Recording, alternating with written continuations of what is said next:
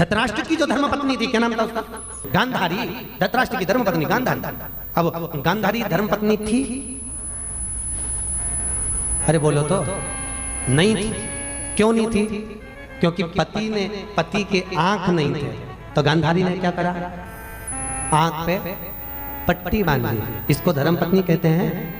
धर्मपत्नी का लक्षण है पति आंख से देख नहीं सकता, पत्नी अपनी आंख से देखकर पूरे भगवान के मंदिर का दर्शन करा दे। पति हाथ से काम नहीं कर सकता, पत्नी हाथ से काम करके अपने पति की सेवा करे। पति चल नहीं सकता, पत्नी अपने पांव से चलकर उसको धीरे धीरे तीर्थ करा दे। पति सुन नहीं सकता, पत्नी अपने कानों से श्रवण कर कर उसको लिख कर बता दे। ये धर्मपत्नी का लक्षण है। गांधारी जैसी दुनिया में ऐसी कहीं नहीं मिलेगी। बड़ी विचित्र थी कि पति अंधा तो ये भी पट्टी बांध के अंधी हो गई कि जैसे तुम। अब घर में एक ही तो भारी पड़ रहा था, दूसरी ओर हो ये गांधारी। बड़ी विचित्र। पति से ना बने वो कर्म पत्नी करे। पति बोल नहीं सकता, वो बोल कर समझाए, वो समझाए। सुन नहीं सकता, सुनकर बताए।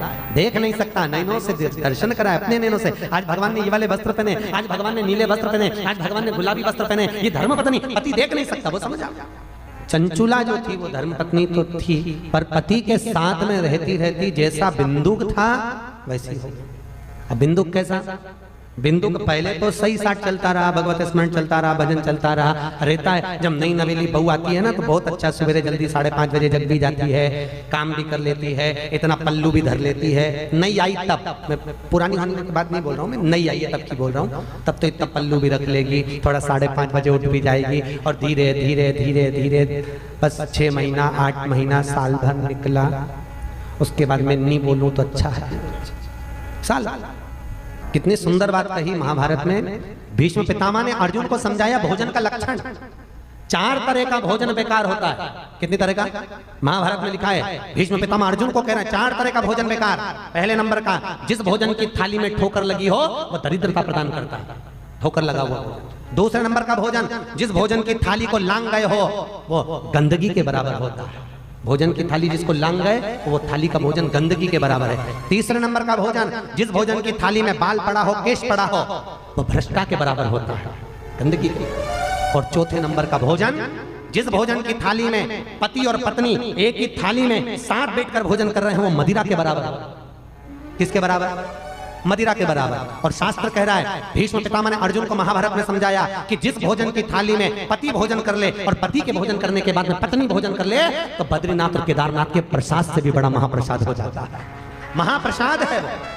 पति भोजन कर ले और पत्नी उसी थाली में खाए। और कितनी सुंदर एक बात लिखी है कि अगर बाप बेटी जब तक कुंवारी है, बेटी अगर कुंवारी है और बाप की थाली में अगर बैठकर भोजन कर रही है तो बाप की कभी अकाल मृत्यु नहीं हो सकती, क्योंकि बेटी काल को हर लेती है। इसलिए हमेशा याद रखो, जब तक घर में बेटियां कुंवारी रहे तब तक वो अपने पापा की थाली में, अपने पिता की थाली में, अपने बाबूजी की थाली में भोजन करें, अपने बापू की थाली में भोजन। बेटी बाप के काल को हर लेती है। 3 है काल हरने वाले, बेटी, गौ और ब्राह्मण। ये काल को हरते हैं। बेटी पहले नंबर पर जो काल को हरने वाली है, दूसरे नंबर पर गौ जो काल को हरती है, और तीसरे नंबर पर ब्राह्मण, ये काल को हर लेते हैं। पर इन तीनों के आने पर घर की भाभियों का मुंह तबेला हो जाता है। बेटी घर में आ जाए तो भाभियों का मुंह फूल जाए, वापिस आ गई, अम्मा पे चौकीदारी बढ़ जाएगी, कहीं अम्मा कुछ निकाल के नहीं देते।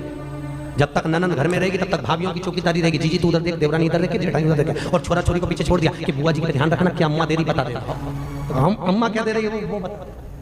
तो छोरा छोरी दिन भर लगे रहते हैं इधर उधर, क्या दे रही है क्या दे रही है।